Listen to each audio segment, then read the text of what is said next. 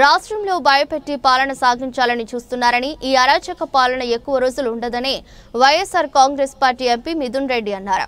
అనంతపురం నగరంలోని hotel అలెగ్జాండర్లో YSR Congress party రాష్ట్ర జిల్లా కమిటీ నాయకులతో సమావేశం నిర్వహించారు. మాజీ ఎమ్మెల్యే రమేష్ రెడ్డి, మాజీ ఎమ్మెల్సీ నరేష్ కుమార్ రెడ్డిలను జిల్లా అబ్జర్వర్లుగా నియమించినట్లు ఆయన తెలిపారు. ఈ సందర్భంగా ఆయన మాట్లాడుతూ ఆడిట్కి ఎఫ్సీఆర్ఏ నిలిపివేయడం వలన అభివృద్ధి కార్యక్రమాలు ఎక్కడికక్కడ ఆగిపోయాయని, దీనిపై వైఎస్ఆర్ కాంగ్రెస్ పార్టీ పోరాడుతున్నారు.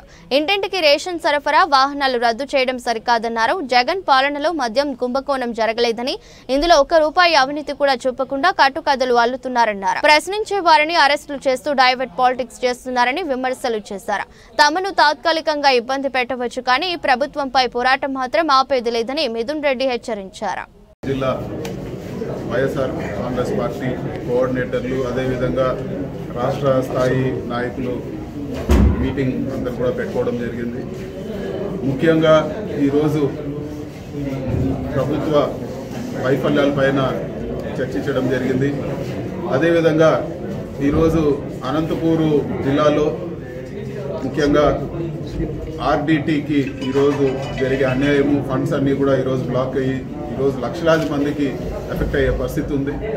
అదేవిధంగా హంద్రీనీవా ఈరోజు ఆలోచన లేకుండా ఈరోజు అనంతపూర్ జిల్లాకు కావాల్సిన కెపాసిటీ కన్నా ఈరోజు తక్కువ కెపాసిటీ వచ్చే విధంగా ఈరోజు పర్మనెంట్గా రేపు కరెక్షన్ చేసేదానికి వీలు లేకుండా ఈరోజు లైనింగ్ చేసి రేపు ఎక్కువ నీళ్లు తెచ్చుకోవాలన్నా కూడా ఇబ్బంది అయ్యే పరిస్థితులు ఈరోజు అనంతపూర్ జిల్లాలో జరుగుతూ ఉంది. ప్రభుత్వం మరొకసారి ఆలోచించుకోవాలి.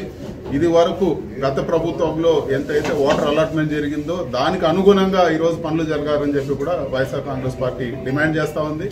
అదేవిధంగా ప్రతి సంవత్సరం కూడా గత 5 సంవత్సరాల్లో ప్రతి చెరువులకు అదేవిధంగా ఆయకట్టు ఇంకా కూడా ఏదైతే నిర్దేశించిన ఆయకట్టు కాకుండా మిగతా చెరువుల ద్వారా కూడా చాలా మంది రైతులకు మేలు జరిగేది. ఇవన్నిటికి కూడా ఈరోజు అడ్డం పడే పరిస్థితి ఉంది. వీటన్నిటిపైన కూడా ప్రభుత్వం స్పందించాలని చెప్పి కూడా మేము కోరుతాము. అదేవిధంగా వైఎస్ఆర్ కాంగ్రెస్ పార్టీ 14 నియోజకవర్గాల్లో కూడా ఈ డిమాండ్ ప్రజల్లోకి అర్థమయ్యే విధంగా ప్రభుత్వాన్ని ప్రశ్నిస్తాము. అదేవిధంగా ఈరోజు ముఖ్యంగా రాష్ట్రంలో కేవలం ఒక నాయకుల్ని భయభ్రాంతులు చేసి వాళ్ళు ఇచ్చిన హామీలు కానీ లేకపోతే ప్రభుత్వం చేయాల్సిన పనుల గురించి కానీ ప్రశ్నించే విధంగా లేకుండా ఏదో భయభ్రాంతులకు గురి చేసి ఈరోజు ప్రభుత్వం నడపాలని చూస్తున్నారు. ఇది శాశ్వతం కాదు. ఎక్కడ కూడా విపరీతమైన అరాచక పాలన జరిపినప్పుడు ఖచ్చితంగా ప్రజల్లో నుంచి ఒక రెవల్యూషన్ వస్తుంది. అది త్వరలోనే ప్రజలందరూ కూడా తిరుగుబడతారని చెప్పి కూడా నేను తెలియజేస్తా ఉన్నాను. ఇవన్నీ కూడా ఈరోజు నోటి మాటలతో ఈరోజు స్కామ్లు అని చెప్పి వాటిని వాళ్ళకి కావాల్సిన ప్రచార మాధ్యమాల్లో దాని ఏదో జరిగిపోయింది అని చెప్పే పరిస్థితులు మనం అంతా కూడా చూస్తాను. ప్రజలు ఇవన్నీ కూడా గమనించాలి. ఏవైతే హామీలు ఇచ్చారో వాటి మాట ఎత్తకుండా ఈరోజు ఏది చూసినా కూడా ఒక డైవర్షన్ పాలిటిక్స్ నడుస్తుందని చెప్పి కూడా గమనించాలని చెప్పి కూడా కోరుతాను. అదేవిధంగా ఉమ్మడి అనంతపూర్ జిల్లాకు రమేష్ రెడ్డి గారు మాజీ ఎమ్మెల్యే గారిని, అదేవిధంగా మాజీ ఎమ్మెల్సీ నరేష్ కుమార్ రెడ్డి గారిని ఈరోజు మాకు అబ్జర్వర్గా ఇవ్వడం జరిగింది. వాళ్ళిద్దరు కూడా సీనియర్ నాయకులు. వాళ్ళిద్దరితో ద్వారా ఈరోజు పార్టీని మరింత బలోపేతం చేస్తామని చెప్పి కూడా నేను తెలియజేస్తాను. జగన్ గారు ఏవైతే ఒక ప్రజలకు ఇబ్బంది లేకుండా ప్రజల కోసం ఆయన పాదయాత్రలు చేసి తీసుకున్న ఆలోచన పరంగా ఏవైతే చేశారో ఈరోజు రేషన్ షాపులు కానీ, అదేవిధంగా మెడికల్ కాలేజీలు కానీ, అదేవిధంగా ఇంకా కూడా ఈరోజు ఒక వాలంటీర్ నెట్వర్క్ ద్వారా ప్రజలకు ఇబ్బంది లేకుండా కానీ ఇవన్నీ కూడా చూసాము.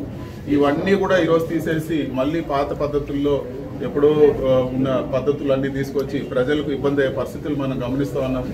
వీటన్నిటిపైన కూడా ప్రజలు తిరుగుబడే పరిస్థితి ఉంటుంది. ఖచ్చితంగా వైఎస్ఆర్ కాంగ్రెస్ పార్టీ వీటన్నిటిని కూడా ప్రశ్నిస్తుంది. ప్రజలకు అన్యాయం జరిగే ఏ నిర్ణయాన్నైనా వైఎస్ఆర్ కాంగ్రెస్ పార్టీ ప్రశ్నిస్తుందని చెప్పి కూడా నేను తెలియజేస్తాను. హామీలు డైవర్షన్ చేయాలా? ఇప్పటికీ ఒక 20 రకాల ఆరోపణలు చేశారు. ఏది కూడా ప్రూవ్ చేసే పరిస్థితి లేదు. ఈరోజు చివరిగా నోటి మాటలు, ఈరోజు మధ్యమ స్కామ్ అంటూ ఉన్నారు. ఎక్కడ వాళ్ళు ఈ రోజు వరకు ₹1 ఇచ్చేశారు, ₹1 సీజ్ అయింది లేదు, లేకపోతే ఇంకోటి లేదు. కేవలం నోటి మాటలతో ఇంత పెద్ద కేసు అల్లారు. ఇవన్నీ కూడా నిలబడేటివి కాదు. కాకపోతే టెంపరీగా హరాస్మెంట్ ఉంటుందని మాత్రం మనం అర్థం చేసుకోవాల్సిన విషయం.